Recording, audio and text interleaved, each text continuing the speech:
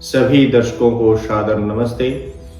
आज हम उस 23 मार्च अमर बलिदान दिवस को याद कर रहे हैं, जिस 23 मार्च को इस भारत भूमि के 3 वीर हंसते हंसते फांसी पर झूल गए थे। 23 मार्च की शाम कोई साधारण शाम नहीं होती। 23 मार्च का सूरज जब ढलता है तो वह 1931 के उस मंजर को याद करता है जब लाहौर की सेंट्रल जेल की दीवारें थरथरा रही थी। आज हम यहाँ किसी मातम के लिए नहीं बल्कि उस मृत्युंजय उत्सव को मनाने आए हैं जिसने भारत की सोई हुई आत्मा को झकझोर कर जगा दिया था। कल्पना कीजिए 23 मार्च 1931 की वह काली रात। नियम के अनुसार फांसी सुबह होनी थी, लेकिन हुकूमत इतनी डरी हुई थी कि उसने कानून की मर्यादा को ताक पर रख दिया। जेल का वार्डन चरत सिंह उन तीनों काल कोठरियों के पास जाता है। उसे उम्मीद थी कि वहां रोने की आवाजें आएंगी, शायद कोई अपनी मां को याद कर रहा होगा, लेकिन नहीं।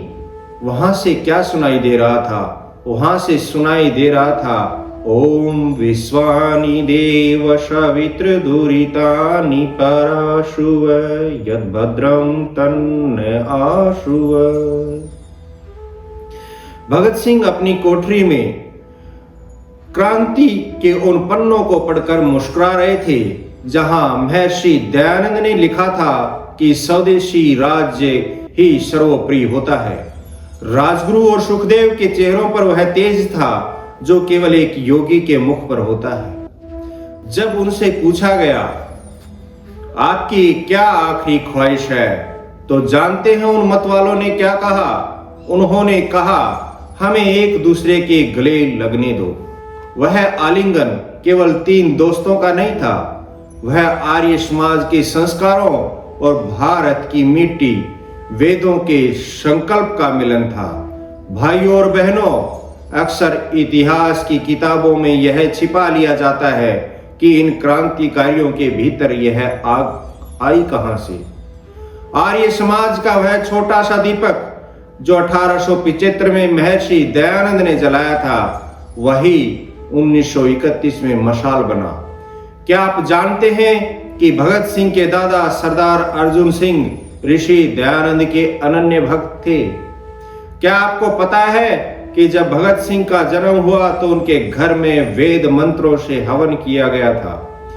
उनके पिता किशन सिंह, चाचा अजीत सिंह, जिन्होंने पगड़ी संभाल जट्टा का नारा दिया, वे लाहौर आर्य समाज के सक्रिय कार्यकर्ता थे।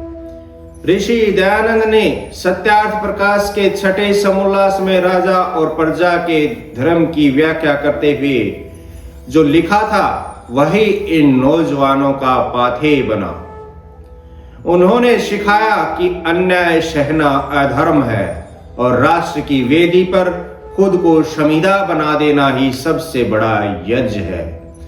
आज के इस विशेष सत्र में कि हम केवल उन बलिदानियों को याद ही नहीं करेंगे, बल्कि हम यह समझेंगे कि कैसे एक आर्य बचपन ने भगत सिंह को इतना निर्भीक बनाया कि मौत उनके सामने छोटी पड़ गई।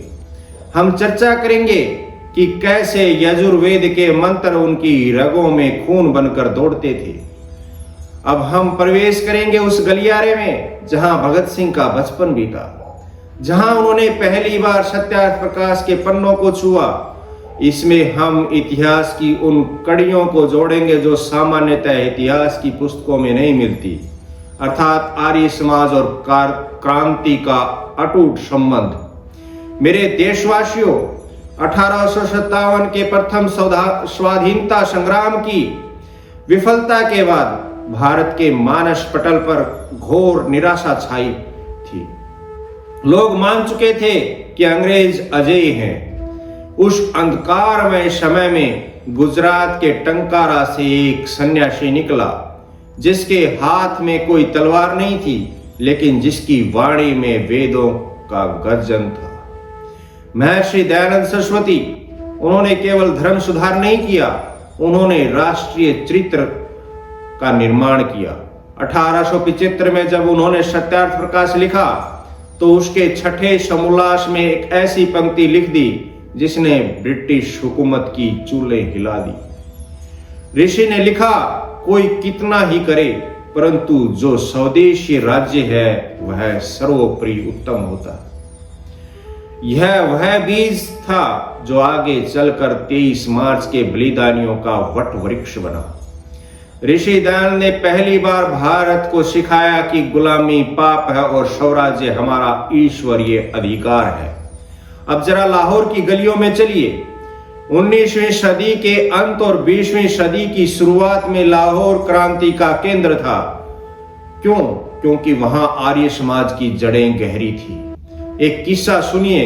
भगत सिंह के दादा सरदार अर्जुन सिंह कट्टर आर्य समाजी थे। वे अपने दोनों बेटों भगत सिंह के पिता किशन सिंह और चाचा अजीत सिंह को लेकर आर्य समाज के अधिवेशनों में जाते थे। वहां संध्या होती थी, हवन होता था और फिर चर्चा होती थी भारत को स्वतंत्र कैसे कराया जाए।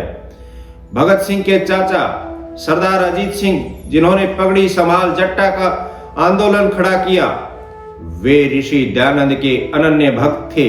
उन्होंने लाला लाजपत राय के साथ मिलकर भारत माता सोसाइटी बनाई। यह सोसाइटी क्या थी? यह आर्य समाज के सिद्धांतों पर आधारित एक गुप्त क्रांतिकारी संगठन था। इतिहास गवाह है।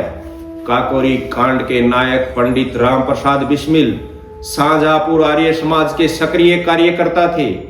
उन्होंने फांसी के फंदे पर चढ़ने से पहले कहा था, मेरा जन्म आर्य समाज की वेदी पर हुआ है और मेरा बलिदान भी उसी वेदी के लिए है। क्या यह संयोग है? नहीं, यह उस वैचारिक खाद का परिणाम था जो ऋषि दयानंद ने डाली थी। विचार कीजिए, भगत सिंह के वैचारिक गुरु कौन थे? शेरे पंजाब लाला लाजपत राय। लालाजी आर्य समाज के स्तंभ थे। उन्होंने डीएवी संस्थाओं का जाल बिछाया ताकि भारतीय युवाओं में मैकॉले की शिक्षा नहीं बल्कि ऋषि की शिक्षा और राष्ट्र का गौरव भरा जा सके। जब साइमन कमीशन के विरोध में लालाजी पर लाठियां बरसी और उन्होंने कहा, मेरी देह पर पड़ी एक एक लाठी ब्रिटिश साम्राज्य के ताबूत की कील बनेगी, तो उस समय उनके पास खड़ा एक नौजवान अपनी मुठियां भींच रहा था। वह नौजवान भगत सिंह था। लालाजी की शहादत का बदला लेने के लिए सांड्रस पर जो गोली चली वह केवल प्रतिशोध नहीं था, वह आर्य मर्यादा की रक्षा का संकल्प था। क्योंकि एक आर्य कभी अपने गुरु और राष्ट्र के अपमान को सहन नहीं करता। मित्रों, आर्य समाज के 10 नियमों में से छठा नियम कहता है, संसार का उपकार करना इस समाज का मुख्य उद्देश्य है, अर्थात शारीरिक, आत्मिक और सामाजिक उन्नति करना। भगत सिंह, राजगुरु और सुखदेव ने अपनी शारीरिक उन्नति का मोह त्याग दिया ताकि राष्ट्र की सामाजिक और आत्मिक उन्नति हो सके। उन्होंने सिद्ध किया कि मृत्यु अंत नहीं है। जैसा कि यजुर्वेद कहता है, वायुरनिलम अमृतेदम भस्मांतम शरीरम, अर्थात शरीर तो राख हो जाएगा लेकिन आत्मा और किए गए महान कर्म अमर रहेंगे। आज हम यहाँ बैठकर केवल इतिहास नहीं सुन रहे, हम उस अग्नि को पुनर्जीवित कर रहे हैं जो इन बलिदानियों के हृदय में धधक रही थी। श्रोताओं, अपनी आंखें मूंदिए और कल्पना कीजिए 1920 के दशक के लाहौर की अनारकली बाजार के पास स्थित आर्य समाज मंदिर। यह केवल ईंट पत्थरों का भवन नहीं था, यह उस समय के भारत का पावर हाउस था। सुबह के 4 बज रहे हैं, चारों ओर वेद मंत्रों की गूंज है, यज्ञ की आहुतियां दी जा रही हैं। और उस यज्ञ की अग्नि के सामने कौन बैठा है? वहां बैठे हैं लाला लाजपत राय, वहां बैठे हैं भगत सिंह के पिता किशन सिंह और उनके चाचा अजीत सिंह। यज्ञ की वह समिधा केवल लकड़ी नहीं थी, वह उनके भीतर जल रही आजादी की तड़प थी।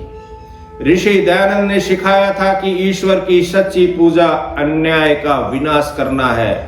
लाहौर आर्य समाज ने युवाओं को सिखाया कि यदि राष्ट्र गुलाम है तो मंदिर में बैठकर केवल माला जपना पर्याप्त नहीं है। राष्ट्र की वेदी पर शीश चढ़ाना ही सबसे बड़ा पुरुषार्थ है। यहाँ एक ऐतिहासिक सत्य को गहराई से समझिए। भगत सिंह के दादा सरदार अर्जुन सिंह कोई साधारण किसान नहीं थे। वे महर्षि दयानंद के उस काल के शिष्य थे जब ऋषि स्वयं पंजाब की धरती पर वैदिक धर्म का प्रचार कर रहे थे। एक बार का किस्सा है, सरदार अर्जुन सिंह के घर में एक उत्सव था। उन्होंने अपने पोतों भगत सिंह और उनके भाइयों को अपने पास बुलाया और उनका यज्ञोपवीत जनेऊ संस्कार करवाया। उस जनेऊ को पहनाते समय उन्होंने केवल सूत का धागा नहीं पहनाया, उन्होंने एक प्रतिज्ञा पहनाई थी। उन्होंने कहा था, मैं अपने पोतों को इस राष्ट्र की वेदी पर दान करता हूं। दुनिया कहती है कि भगत सिंह ने अचानक बंदूक उठा ली। मैं कहता हूं नहीं, उनके भीतर वह क्षत्रिय धर्म था और वैदिक तेज उनके दादा ने आर्य समाज के संस्कारों से भरा था। जब भगत सिंह छोटे थे तो वे खेतों में जाकर बंदूकें बोने की बात करते थे। यह निडरता सत्यार्थ प्रकाश के उस निर्भीक सत्य का परिणाम थी जो उनके घर में रोज पढ़ा जाता था। 1907 का वह दौर याद कीजिए। अंग्रेजों ने किसानों पर कनाल कॉलोनी जैसे काले कानून थोप दिए थे। उस समय भगत सिंह के चाचा अजीत सिंह ने जो आंदोलन छेड़ा, पगड़ी संभाल जट्टा, उसकी रणनीति कहां बनी थी? वह रणनीति बनी थी लाहौर के आर्य समाजियों के बीच। अजीत सिंह जिस कहते थे कि ऋषि दयानंद ने हमें झुकना नहीं, जूझना सिखाया है।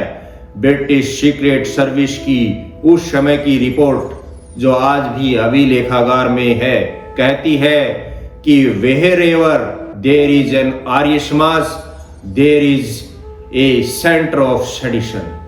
जहां भी आर्य समाज है वहां राजद्रोह का केंद्र है। अंग्रेज डरते थे आर्य समाजियों से। उन्हें पता था कि जो व्यक्ति रोज ओम का जप करता है और मृत्यु को केवल एक चोला बदलना मानता है, उसे फांसी का फंदा डरा नहीं सकता।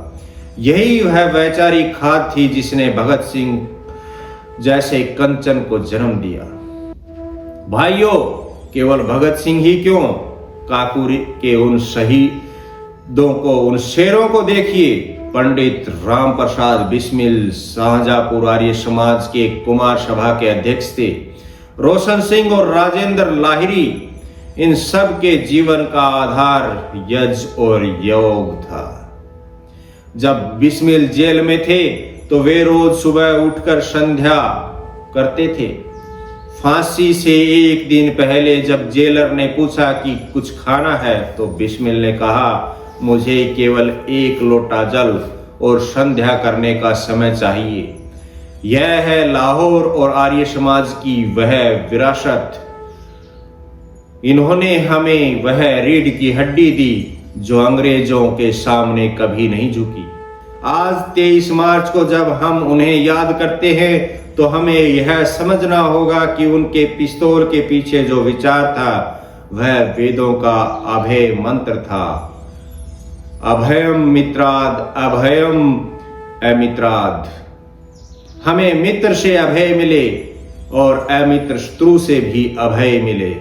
मेरे प्रिय राष्ट्र प्रेमियों, यदि मैं आपसे पूछूं कि भगत सिंह के राजनीतिक जीवन पर सबसे गहरा प्रभाव किसका था, तो इतिहास एक ही नाम लेगा, लाला लाजपत राय।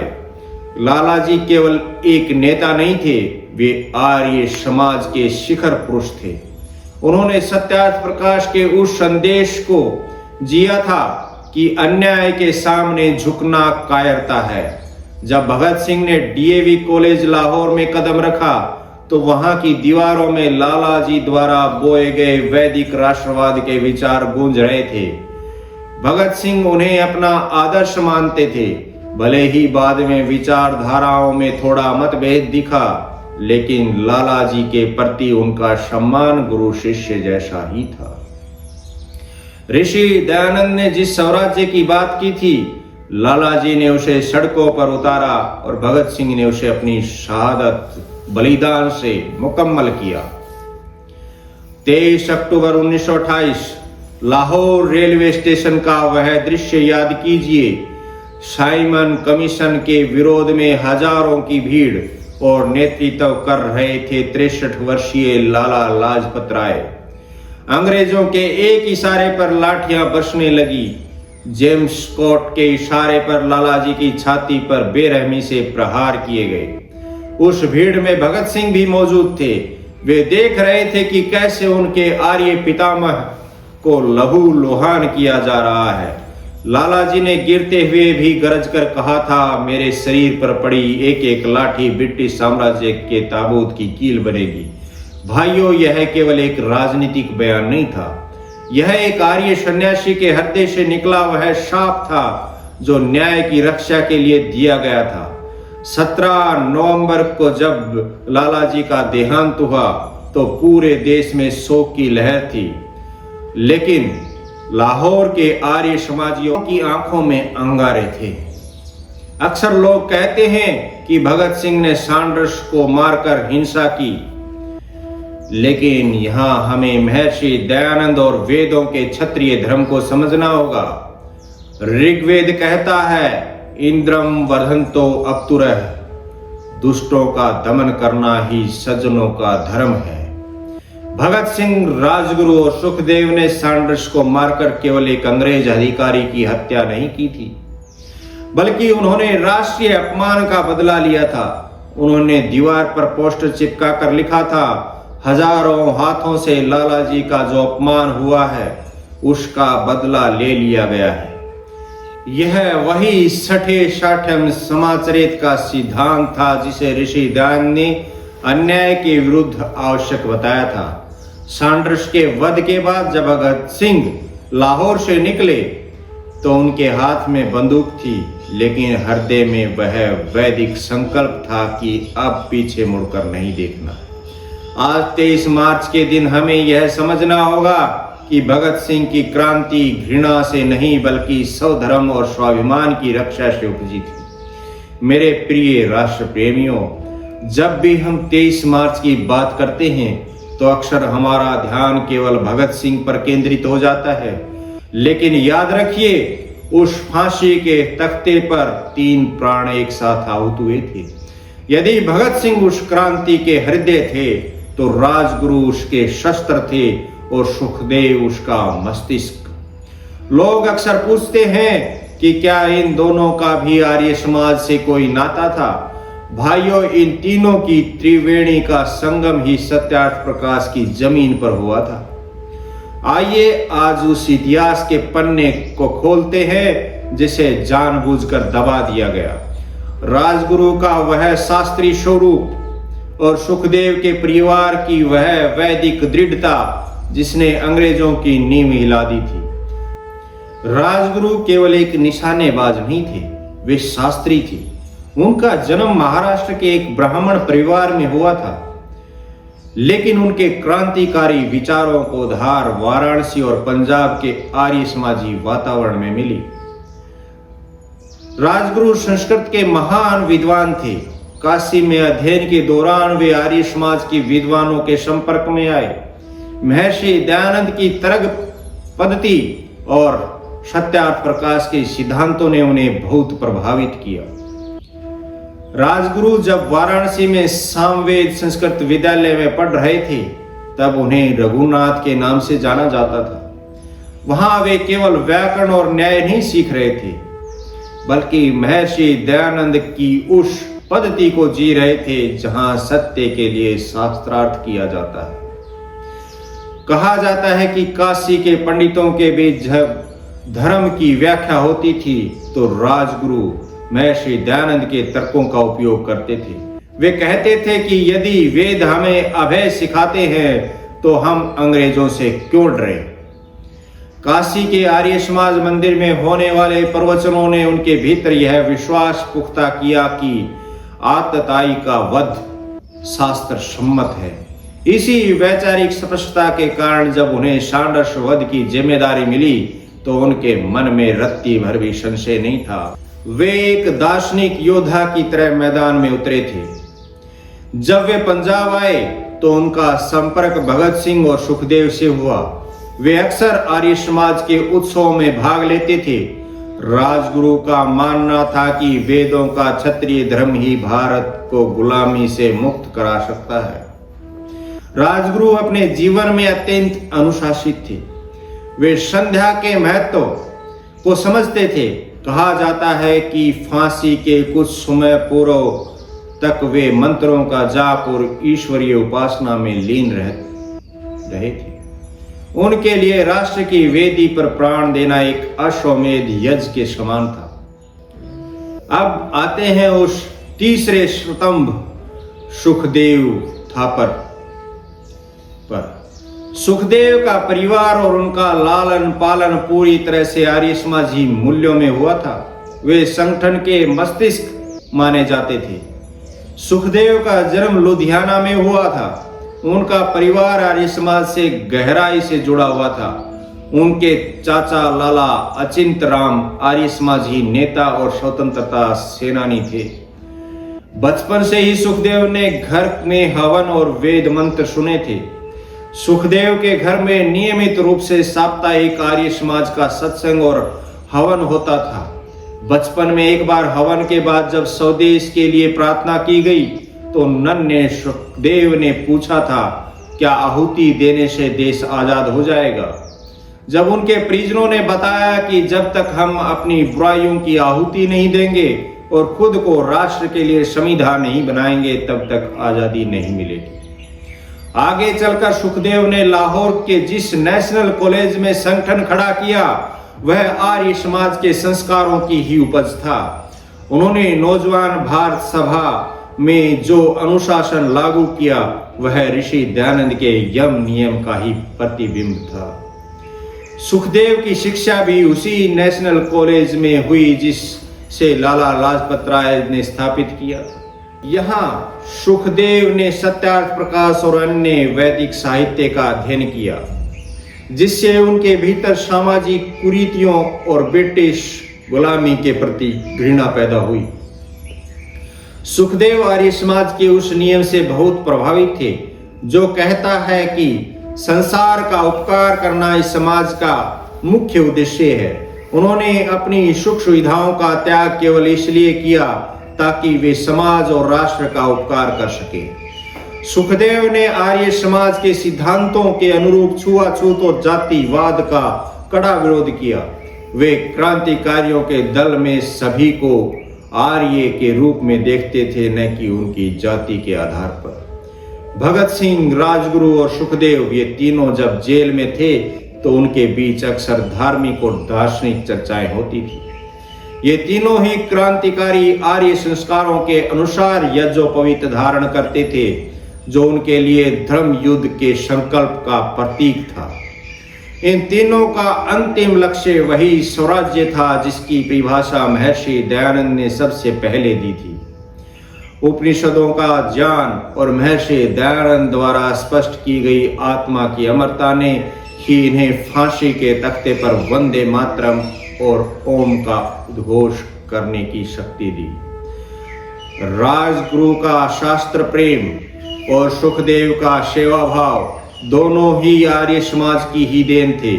इन तीनों क्रांतिकारियों ने सिद्ध किया कि एक सच्चा आर्य वही है जो राष्ट्र की स्वतंत्रता के लिए अपने प्राणों की आहुति इदं न मम, यह मेरा नहीं राष्ट्र का है कहकर दे देता है।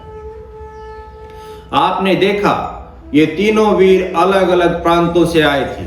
भगत सिंह पंजाब से, राजगुरु महाराष्ट्र से, सुखदेव का जुड़ाव भी पंजाब की आर्य जड़ों से था, लेकिन उन्हें जोड़ने वाला सूत्र एक ही था, आर्य संस्कार। अब प्रश्न यह उठता है कि इन संस्कारों ने उन्हें मौत के समय इतना निडर कैसे बनाया? वह कौन सी शिक्षा थी जो इन्हें साधारण कॉलेज से निकालकर बलिदान की वेदी तक ले आई? हम चर्चा करेंगे उस डीएवी शिक्षा और यजोपवीत की प्रतिज्ञा की, जिसने जवानी के खून को राष्ट्रभक्ति के अमृत में बदल दिया था। मेरे प्रिय बंधुओं, हमें यह समझना होगा कि भगत सिंह, राजगुरु और सुखदेव केवल साहसी नहीं थे, वे संस्कारित थे। उस समय लॉर्ड मैकाले की शिक्षा पद्धति भारत में मानसिक गुलाम पैदा कर रही थी, लेकिन पंजाब की धरती पर स्वामी दयानंद के अनुयायियों द्वारा डीएवी संस्थाओं का जाल बिछाया गया। डीएवी का उद्देश्य था एक हाथ में वेद और दूसरे में विज्ञान। भगत सिंह जब लाहौर के डीएवी स्कूल में पढ़ते थे तो वहां केवल अक्षर ज्ञान नहीं मिलता था, वहां राष्ट्र के प्रति समर्पण की दीक्षा मिलती थी। स्कूल की शुरुआत वेद मंत्रों और हवन से होती थी। जब बालक भगत सिंह और सुखदेव हवन की अग्नि को देखते थे तो उनके अवचेतन मन में यह बात बैठ जाती थी कि राष्ट्र हित के लिए स्वयं की को संविधा बनाना ही जीवन की सार्थकता है। वहां अंग्रेजों का इतिहास नहीं बल्कि महाराणा प्रताप और छत्रपति शिवाजी का गौरव पढ़ाया जाता था। यही वह बौद्धिक खाद थी जिसने इन नौजवानों को वैचारिक रूप से इतना परिपक्व बनाया कि वे 23 साल की उम्र में भी बड़े बड़े विद्वानों को तर्क से हरा देते थे। श्रोताओं, अब बात करते हैं उस यजोपवीत की जो इन तीनों वीरों के गले में सुशोभित था। जनेऊ केवल सूत का धागा नहीं है, यह उत्तरदायित्व का सूत्र है। जैसा कि मैंने पहले बताया, दादा अर्जुन सिंह ने भगत सिंह को जनेऊ पहनाते समय राष्ट्र को दान कर दिया था। उस दिन नन्हे भगत ने प्रतिज्ञा की थी कि यह जनेऊ कभी गुलामी के आगे नहीं झुकेगा। राजगुरु के लिए जनेऊ उनके ब्राह्मणत्व और क्षत्रिय धर्म के मिलन का प्रतीक था। वे मानते थे कि जिस कंधे पर यजोपवीत हो वह कंधा अन्याय का बोझ नहीं ढो सकता। जनेऊ धारण करते समय मंत्र पढ़ा जाता है, यजोपवीतम परमम पवित्रम। यह सूत्र उन्हें याद दिलाता था कि वे अमृत की संतान हैं। इसलिए फांसी के फंदे ने जब उनके गले को छुआ तो उन्हें जरा भी संकोच नहीं हुआ, क्योंकि उनके गले में पहले से ही धर्म का वह पवित्र सूत्र था जो उन्हें अमरत्व की ओर ले जा रहा था। मेरे प्रिय बंधुओं, आप प्रवचन के उस खंड में प्रवेश करते हैं जहां शोर कम और गहराई अधिक। लोग सोचते हैं कि जेल में भगत सिंह डरे हुए होंगे। नहीं, उनके लिए मियांवाली और लाहौर सेंट्रल जेल की वह 10 बाई 10 की कोठरी एक यज्ञशाला बन गई थी। भगत सिंह वहां क्या कर रहे थे? वे वहां स्वाध्याय कर रहे थे। भगत सिंह ने अपने अंतिम 2 वर्षों में लगभग 300 से अधिक पुस्तकें पढ़ी। उनके हाथ में किताबें देखकर जेलर भी हैरान रह जाता था। वह उनसे पूछता, भगत सिंह, अब तो मौत करीब है, अब पढ़कर क्या करोगे? भगत सिंह मुस्कुराकर कहते, मैं मौत के सामने एक अनपढ़ की तरह नहीं बल्कि एक विद्वान की तरह खड़ा होना चाहता हूं। यह जो ज्ञान की पिपासा थी, यह वही आर्य संस्कार था जो उन्हें डीएवी की कक्षाओं में मिला था। यहाँ एक बहुत बड़ा भ्रम तोड़ना बहुत आवश्यक है। कई लोग कहते हैं कि भगत सिंह नास्तिक थे। उन्होंने मैं नास्तिक क्यों हूं लेख लिखा, लेकिन क्या आपने उस गहराई को पढ़ा है? उस लेख में भगत सिंह ने उस अंधविश्वास और पाखंडी ईश्वर को नकारा है जो कर्म किए बिना फल देने का लालच देता है। गौर कीजिए, महर्षि दयानंद ने भी तो अपनी पूरी उम्र इसी पाखंड खंडन में लगा दी थी। भगत सिंह का नास्तिकवाद दरअसल तर्कवाद था। वे उस धर्म के खिलाफ थे जो इंसान को भाग्यवादी बनाता है।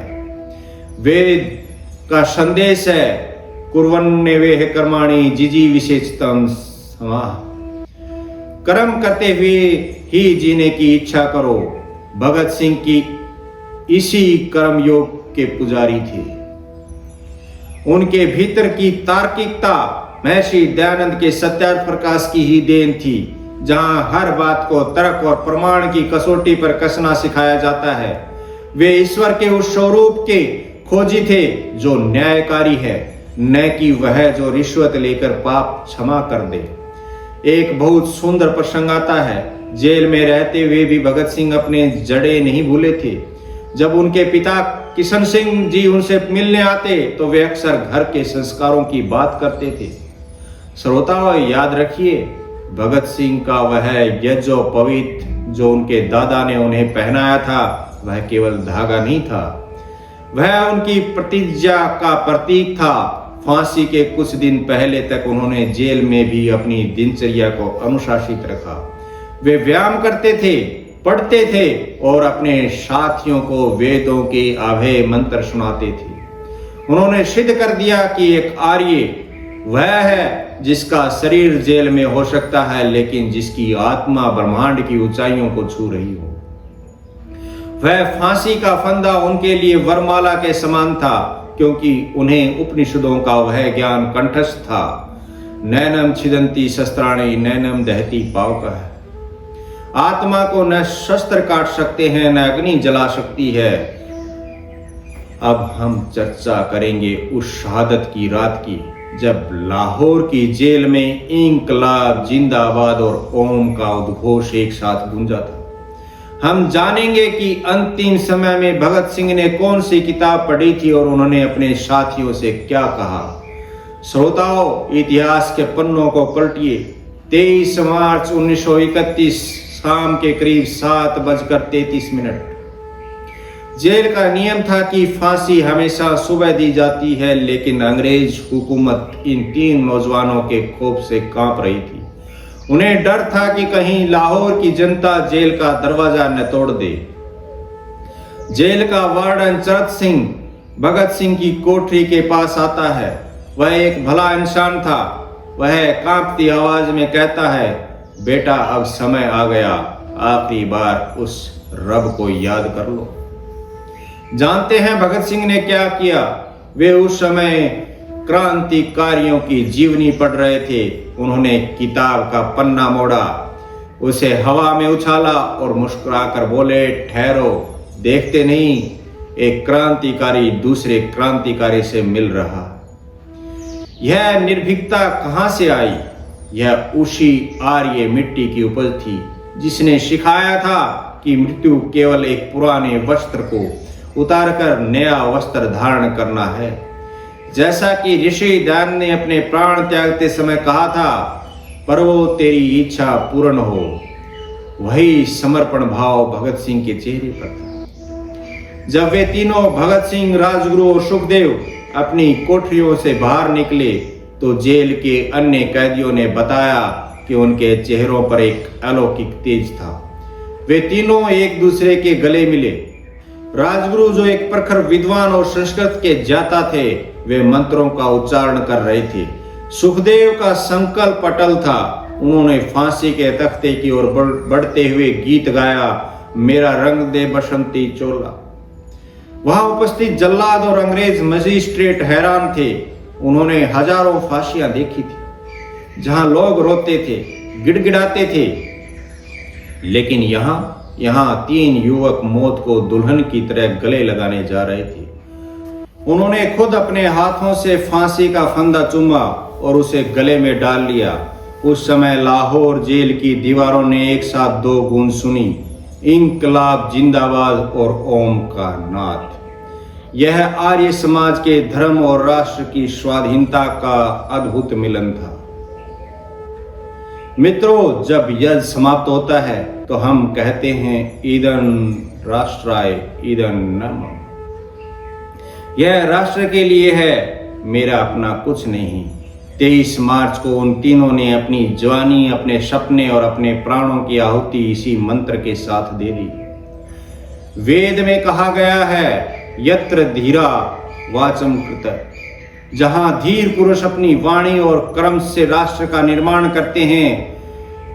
भगत सिंह ने अपनी डायरी में लिखा था कि मेरी आत्मा को तब तक शांति नहीं मिलेगी जब तक मेरा देश स्वतंत्र न हो जाए। आज हम जो खुली हवा में सांस ले रहे हैं वह उन्हीं तीनों आहुतियों का प्रसाद है। उन्होंने हमें सिखाया कि एक आर्य वह है जो अपने लिए नहीं अपितु परहित और स्वधर्म के लिए जीता है और मरता है। उनका बलिदान हमें पुकार पुकार कर कह रहा है कि वेदों का वह राष्ट्रवाद केवल किताबों में न रहे, वह हमारे चरित्र में उतरना चाहिए।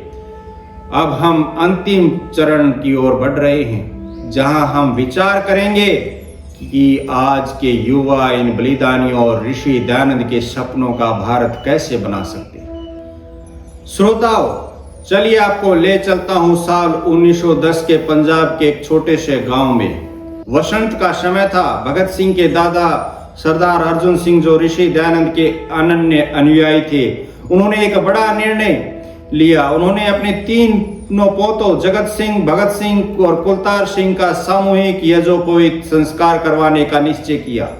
उस दिन गांव में हवन कुंड सजाया गया, वेद मंत्रों से आहुतियां दी गई। उस यज्ञ की अग्नि के सामने नन्हे भगत सिंह बैठे थे। जब आचार्य ने उनके कंधे पर वह यज्ञोपवीत डाला तो केवल धागा नहीं डाला था, बल्कि 3 ऋणों का बोध कराया था: देव ऋण, ऋषि ऋण और पितृ ऋण। दादा अर्जुन सिंह ने उस दिन एक ऐसी घोषणा की जिसने नियति लिख दी। उन्होंने कहा, आज से मैं अपने पोतों को इस देश की वेदी पर समिधा बनाकर अर्पित करता हूं। भाइयों, ये शब्द कोई साधारण दादा नहीं कह सकता। ये शब्द एक आर्य के ही हो सकते हैं जिसने सत्यार्थ प्रकाश को गहराई से पढ़ा था। यज्ञोपवीत के वे 3 धागे भगत सिंह के जीवन में 3 स्तंभ बन गए। पहला, ज्ञान, ऋषि ऋण। उन्होंने उम्र भर ज्ञान की साधना की।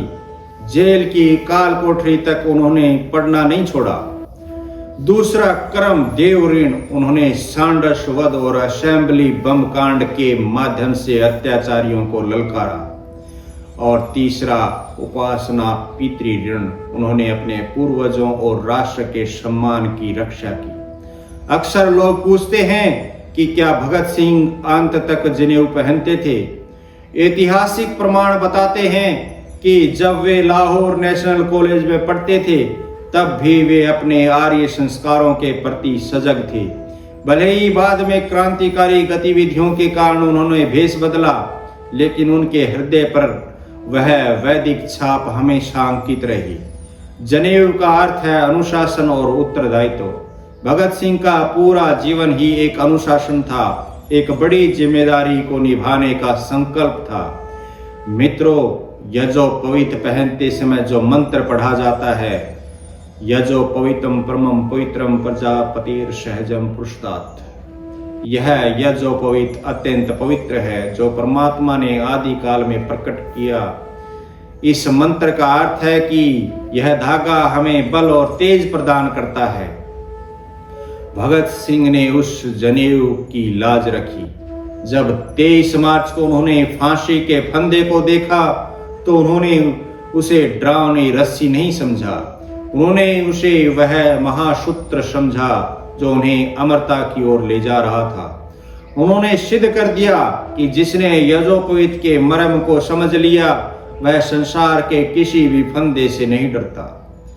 आज हमें सोचना होगा, क्या हम अपने बच्चों को वो संस्कार दे रहे हैं? क्या हमारे घरों में यज्ञोपवीत केवल एक रस्म बनकर रह गया है, या वह भगत सिंह जैसी राष्ट्रभक्ति का बीजारोपण कर रहा है? श्रोताओं, महर्षि दयानंद सरस्वती ने मध्यकाल के अंधकार को मिटाने के लिए जिस हथियार का प्रयोग किया था वह था तर्क। उन्होंने सत्यार्थ प्रकाश में किसी भी बात को केवल इसलिए मानने से मना नहीं कर दिया क्योंकि वह पुरानी है। उन्होंने कहा, सत्य को कसौटी पर कसो। भगत सिंह इसी तार्किक परंपरा के आधुनिक संवाहक थे। जेल डायरी के पन्नों को पढ़िए, वे हर व्यवस्था, हर सिद्धांत को तर्क की तराजू पर तोलते हैं। जैसे ऋषि दयानंद ने काशी के पंडितों के साथ शास्त्रार्थ किया था, वैसे ही भगत सिंह ने ब्रिटिश अदालत को अपना शास्त्रार्थ मंच बना लिया। उन्होंने पिस्तौल से अधिक अपनी दलीलों से अंग्रेजों को परास्त किया। भगत सिंह जिस नास्तिकता की बात करते थे, वह दरअसल अंधश्रद्धा का अभाव था।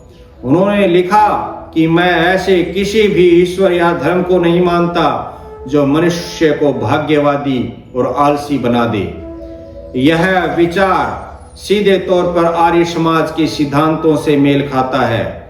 आर्य समाज का तीसरा नियम कहता है, वेद सब सत्य विद्याओं का पुस्तक है, अर्थात इसका अर्थ है कि ज्ञान विज्ञान पर आधारित होना चाहिए।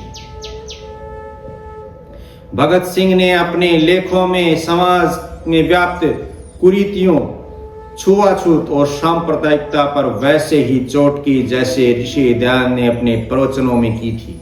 उन्होंने युवाओं से कहा कि अपनी बुद्धि का प्रयोग करो, लकीर के फकीर मत बनो। आज का युवा जो बिना सोचे समझे किसी के पीछे चल देता है, उसे भगत सिंह का यह तर्क और शास्त्र वाला पक्ष गहराई से समझना चाहिए। भगत सिंह केवल एक एक्शन मैन नहीं थे, वे थिंकर, विद्वान थे। उन्होंने जेल में द आइडियल ऑफ चैरिटी जैसे विषयों पर लिखकर यह सिद्ध किया कि उनका चिंतन कितना गहरा था। शास्त्र का अर्थ केवल मंत्र पढ़ना नहीं है, शास्त्र का अर्थ है अनुशासन और सिद्धांत।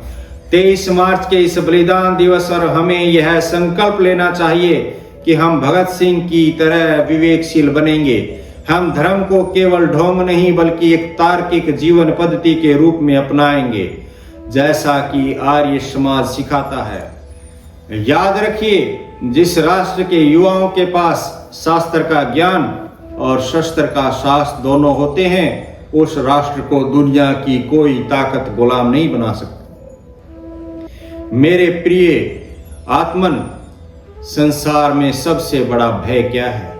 ऋषि पतंजलि कहते हैं अभिनिवेश, यानी मौत का डर। यह डर हमें गुलाम बनाता है, यह डर हमें अन्याय सहने पर मजबूर करता है। लेकिन 23 मार्च की उस शाम लाहौर जेल में मौत का डर कहीं नहीं था। क्यों?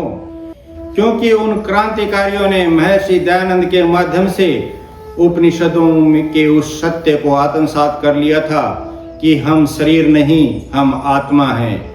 महर्षि दयानंद ने सत्यार्थ प्रकाश में स्पष्ट किया है कि जीवात्मा अजर अमर है।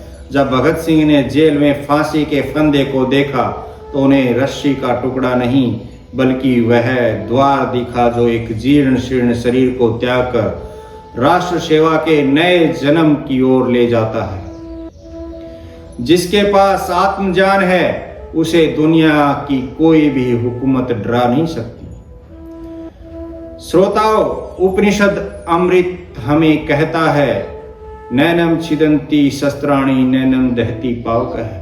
इसे शस्त्र काट नहीं सकते, इसे अग्नि जला नहीं सकती। जरा सोचिए, जब राजगुरु और सुखदेव फांसी के चबूतरे की ओर बढ़ रहे होंगे तो उनके कानों में यही अमरत्व का नाद गूंज रहा होगा। भगत सिंह ने अपनी अंतिम चिट्ठी में लिखा था, मेरे जिंदगी का मकसद बहुत बड़ा है और वह मकसद बड़ा हो तो मौत की कीमत कुछ भी नहीं। यह विचार कहाँ से आया? यह आया उपनिषद के उस ऋषि से जिसने कहा था, तमेव विदित्वाति मृत्युमेति। उस परम तत्व को जानकर ही मृत्यु को जीता जा सकता है। क्रांतिकारियों के लिए शरीर केवल एक समिधा थी, जैसे उन्होंने आजादी के महायज्ञ में स्वाह कर दिया। उन्होंने सिद्ध कर दिया कि बलिदान दुख की बात नहीं बल्कि मोक्ष का एक रूप है, राष्ट्र के लिए मोक्ष। भाइयों और बहनों, 23 मार्च 1931 को अंग्रेजों ने 3 शरीरों को तो नष्ट कर दिया, लेकिन क्या वे उनके विचारों को मार पाए? नहीं, क्योंकि विचार आत्मा की तरह होते हैं, वे कभी नहीं मरते। आज जब हम यहाँ बैठकर आर्य समाज की वेदी से उन्हें याद कर रहे हैं तो वे हमारे बीच जीवित हैं। भगत सिंह का वह जज्बा, राजगुरु का वह शास्त्र ज्ञान और सुखदेव का वह संगठन कौशल, यह सब आज के युवा के भीतर बीज रूप में विद्यमान है। आज का संदेश यही है, यदि हम मृत्यु के भय को जीतना चाहते हैं तो हमें अपने जीवन को किसी महान उद्देश्य से जोड़ना होगा। मेरे प्रिय आर्य जनों, आज हमने उन 3 महानायकों की शौर्य गाथा सुनी, लेकिन अब समय है स्वयं से एक प्रश्न पूछने का। भगत सिंह ने फांसी चढ़ने से पहले जिस भारत का सपना देखा था, क्या आज का भारत वैसा ही है? भगत सिंह और ऋषि दयानंद दोनों ने एक ऐसे समाज की कल्पना की थी जो विवेक पर आधारित हो, जहां ऊंच नीच न हो, जहां अंधविश्वास की बेड़ियां न हो। लेकिन आज हम क्या देख रहे हैं? आज का युवा फिर से उन्हीं अंधविश्वासों, पाखंडों और बाबाओं के जाल में फंस रहा है जिनसे ऋषि दयानंद ने हमें छुड़ाया था। हम पत्थर की लकीर पर चलने वाले तो बन गए, लेकिन सत्य की खोज करने वाले आर्य नहीं बन पाए। जिस पाखंड खंडिनी पताका को लेकर क्रांतिकारी चले थे, वह आज हमारे घरों के कोनों में धूल फांक रही। ऋषि दयानंद ने सत्याग्रह प्रकाश में बार बार चेताया था कि जब तक देश में पाखंड और अज्ञान रहेगा, तब तक हम मानसिक रूप से गुलाम रहेंगे। भगत सिंह ने अपने लेखों में धर्म के नाम पर होने वाले शोषण पर कड़ा प्रहार किया था। आज हम देखते हैं कि लोग जातिवाद के नाम पर बटे हैं, संप्रदाय के नाम पर लड़ रहे हैं और वैज्ञानिक सोच को भूलकर फिर से अंधश्रद्धा की शरण में जा रहे हैं। याद रखिए, पाखंड मुक्ति ही वास्तविक स्वतंत्रता है। यदि हम आज भी छुआछूत मानते हैं, यदि हम आज भी स्त्री शिक्षा का विरोध करते हैं, यदि हम आज भी तर्क को छोड़कर केवल भीड़ का हिस्सा बनते हैं, तो हम भगत सिंह के अपराधी हैं। उन्होंने जान इसलिए नहीं दी कि हम मानसिक गुलाम बने रहें, बल्कि इसलिए दी थी कि हम एक प्रबुद्ध भारत का निर्माण करें। आज मैं आपसे आह्वान करता हूं, आधुनिक कार्य का पहला कर्तव्य है सत्य को ग्रहण करना और असत्य को छोड़ना। विवेकशील बनिए, किसी भी बात को केवल इसलिए न माने क्योंकि वह परंपरा है, उसे तर्क की कसौटी पर कसें।